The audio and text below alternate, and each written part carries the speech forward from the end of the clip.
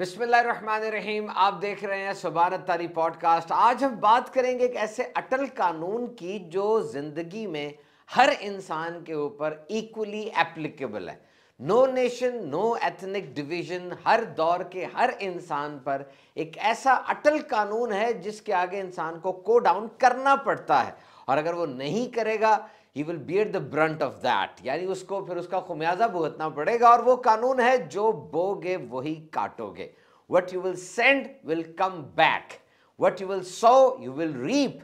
And what you will see in others, the same will exist in you.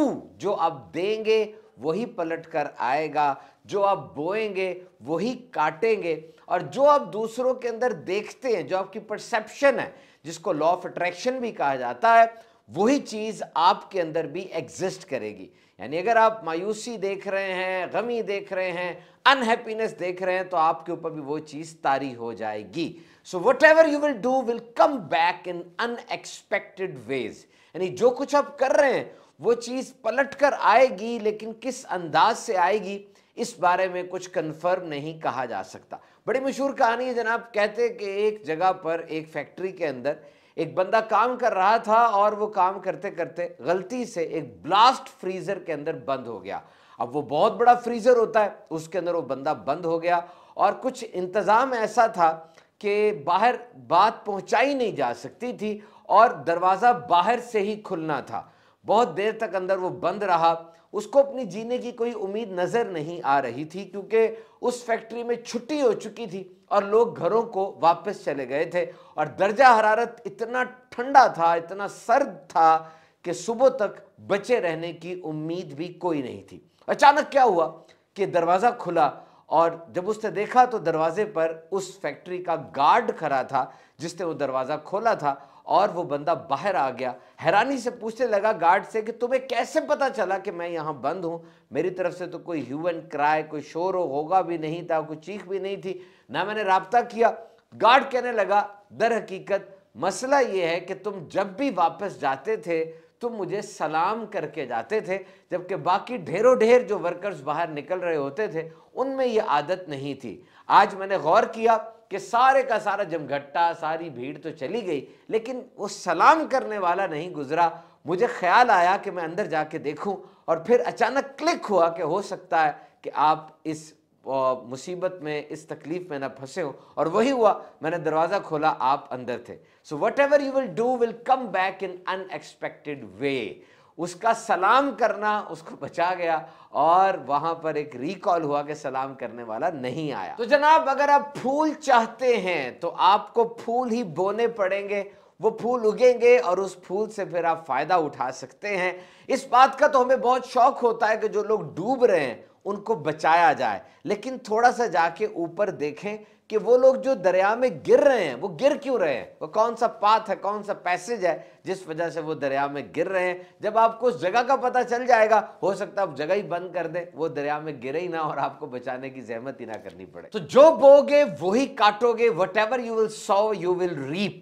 इस हवाले से पाकिस्तान के एक मशहूर जर्नलिस्ट जावेद चौधरी साहब का एक कॉलम हमने पढ़ा, अपने अल्फाज में आपको बयान करते हैं। बिल्कुल इस चीज का मिस्ताक है कि what you will sow you will reap. लिखते हैं कि हम हॉस्टल में तकरीबन 200 लड़के थे, और मुख्तलिफ फील्ड से सबका ताल्लुक था। कोई मैथमेटिक्स में पढ़ रहा था, कोई बायोलॉजी में था, कोई इकोनॉमिक्स में था, कोई कॉमर्स में होगा, कोई सिंपल एफए कर रहा था, और सब के सब अपनी डगर के साथ अपनी जिंदगी बसर कर रहे थे। कुछ लोग बहुत ज़्यादा मेहनती थे, दिन रात पढ़ते थे। कुछ लोग थोड़े मेहनती थे, थोड़े लापरवाह थे, पढ़ते भी थे, सैरें भी करते थे, खेल कूद में मशगूल रहते थे। कोई गाना गुना गाता था, कोई स्पोर्ट्समैन था, खिलाड़ी था, खेलता था। और बाज़ लोग ऐसे थे जो कि ज़ीरो इंटरेस्टेड थे, यानी जिन्हें कोई गर्ज नहीं थी कि क्या हो रहा है। ना वो खेलते थे, ना पढ़ते थे, ना निसाबी और ना गैर निसाबी सरगर्मियों में वो हिस्सा लेते थे, और उनका एक ही मकसद था कि घर से किसी तरह पैसे लिए जाएं, मुख्तलिफ बहाने करके पैसे ईंट लिए जाएं, कभी किसी कोर्स का नाम लेकर, कभी फीस का नाम लेकर, कभी किताबों की बात करके पैसे ले लिए जाएं। वक्त गुजरता चला गया, और वो जो हॉस्टल की लाइफ थी वो पूरी एक केस स्टडी लगती है कि एक नर्सरी थी जहां पर वो बीज बोए हुए थे और वो उग रहे थे।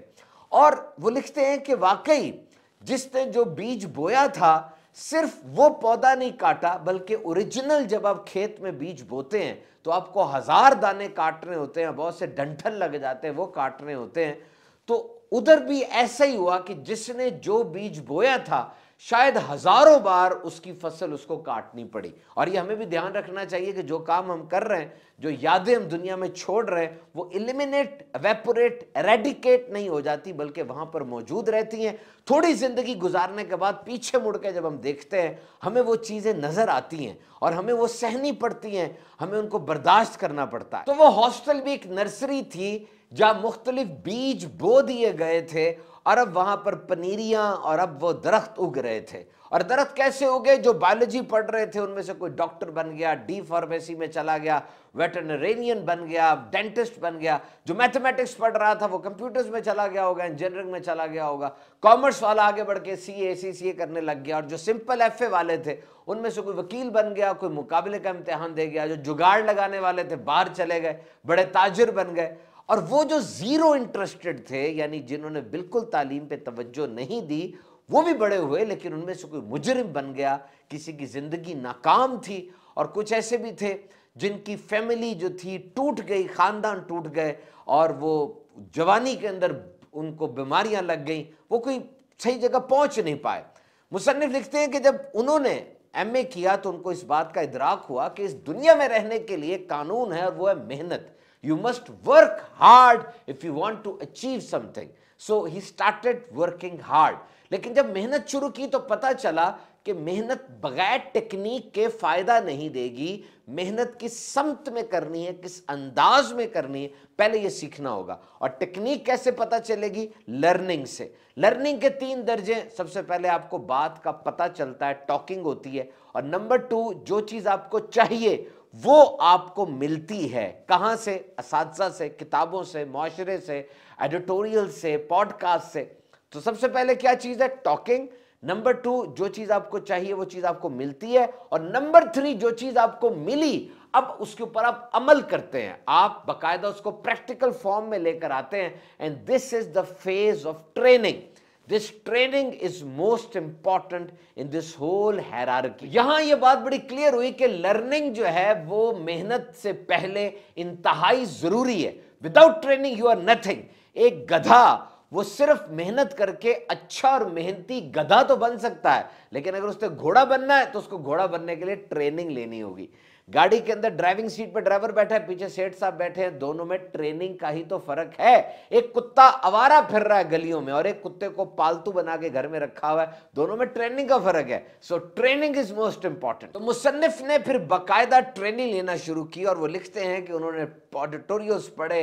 उस दौर में जो भी जदीद तरीके थे ट्रेनिंग के, आज तो बहुत आसान हो गया ना कि यूट्यूब के ऊपर हवाई जहाज बनाने से लेकर दिमाग के ऑपरेशन तक सारे ट्यूटोरियल्स मौजूद है। लेकिन बहरहाल एक इंसान के साथ जो इंसान पढ़ता है, फिजिकल सोहबत जो मिलती है उसका अपना एक तकाजा होता है। उस्ताद हौसला अफजाई करता है, उस्ताद गलतियों को पिक करता है, फिर एक आई कांटेक्ट और वो जिस्मानी कुर्बत, वो सब चीजें अपनी अहमियत रखती हैं। लेकिन बहरहाल एक इंसान जो डट कर आईटी के जरिए भी, एआई के जरिए ऑनलाइन भी पढ़ रहा है, he is getting enough training. और मुसन्निफ इस बात पे इसरार करते हैं कि इंसान की जिंदगी में ये ट्रेनिंग और ये मेहनत ये बड़ी ज़रूरी है। और जो इस कहानी से, इस मामले से हमने अखज़ किया वो यही था, Whatever you will sow you will reap। आपकी ज़िंदगी के अहम तरीन साल ये 15 से 35 साल तक होते हैं। इसी साल के अंदर आप पढ़ रहे होते हैं, सीख रहे होते हैं, डिग्री मिल रही होती है, शादी होनी है, बाप बूढ़ा हो रहा है, उसका हाथ बनना है, बहनें बड़ी हो रही है, उनकी शादी करनी है, और जो ख्वाब आपने देखे थे कि आप घर बनाएंगे, गाड़ी लेंगे, दीगर काम करेंगे, उनको फॉलो भी करना है। So this is the most crucial period of your life. And whatever you have sown, you will reap in this era। जो कुछ आपने बो दिया था इस दौर में आप वो काटेंगे, उससे संभालेंगे और उसको लेकर आगे बढ़ेंगे। तो जिंदगी के इस एको को समझने की कोशिश कीजिए। You know what the word echo? Echo means जो पलट कर आता है। आपने नात खानी सुनी होगी, नात शरीफ जब पढ़ते हैं आवाज पलट कर आ रही होती है और एक बड़ा जबरदस्त एक माहौल बन जाता है। इसको एको कहा जाता है, जो चीज पलट कर आए, बाज गश्त। तो जिंदगी भी ऐसी है। Life is like an echo. Whatever you will say will return in unexpected ways। तो जहां से आप गुजरे ये देखें कि आप क्या एनर्जी उस माहौल में कंट्रीब्यूट कर रहे हैं। आप जब किसी जगह पर जाते हैं, जो काम करते हैं पूरे माहौल पे उसका असर होता है, वहां पे रहने वाले लोग उसको एब्जॉर्ब करते हैं। आपने नोट किया होगा जब आप जमाई लें, साथ वाले लोग भी जमाई लेने लग जाते हैं। आमतौर पे तरावी में, रमजान के दिनों में जब एक बंदा खांसता है, पूरी मस्जिद के अंदर खाऊ खाऊ की आवाजें आने लग जाती हैं। There is a scientific evidence for that. और जो बात ये मैंने बताई, इसका बकायदा साइंसी सबूत मौजूद है कि एक इंसान को दूसरे से जो एनर्जी मिलती है, उस एनर्जी को वो फिर रेप्लिकेट करता है। यानी आप जा रहे हैं और आप देखते हैं दूर कोई आदमी गिरा हुआ है सड़क के ऊपर, उसका एक्सीडेंट हुआ है, अगर आप उसको नहीं भी जानते, आपके दिल में मोहब्बत पैदा हो गया, तक कोई जानवर भी गाड़ी के नीचे आ जाए तो एक फीलिंग सी आती है, एक एनर्जी लेवल है। लेकिन अगर आपके माँ बाप के साथ, बहन भाइयों के साथ, बीवी बच्चों में किसी को कुछ हो जाए तो जारी बात है उस वाकये की शिद्दत ज्यादा होगी, क्योंकि यहाँ एनर्जी लेवल ज्यादा है। सो wherever you go, what energy you are contributing in that environment, this is the main question।